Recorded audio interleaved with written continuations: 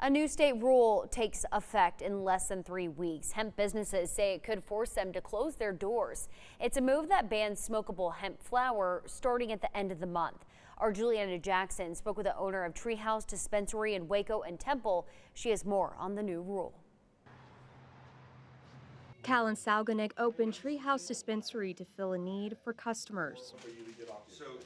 But on March 31st, Texas is changing the rules. Full spectrum hemp flower is 70% of our sales. So it's going to be a devastating hit. Full spectrum hemp flower carries a full range of cannabinoids, including CBD, CBG, and THCA. Under current state law, hemp is legal as long as Delta-9 THC stays below 0.3%. But a new rule from the Texas Department of State Health Services is adding THCA to that formula. Almost every smokable hemp product on the market will instantly become illegal. We have customers that suffer from a lot of different things, and hemp flower is really, for a lot of them, the only thing that works.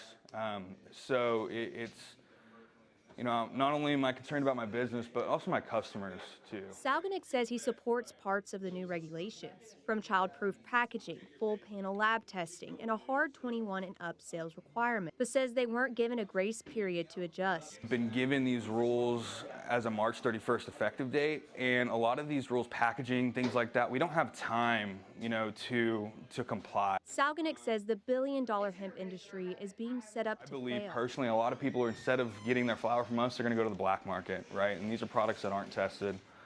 These are fueling cartels. These are, you know, fueling criminal organizations. And so I just don't think it makes sense. Salganick is holding out hope that lawmakers and the agency will reconsider. But if they don't, he says the decision is already made for him. These rules go into effect as they are. We're absolutely going to have to close down at least one of our locations.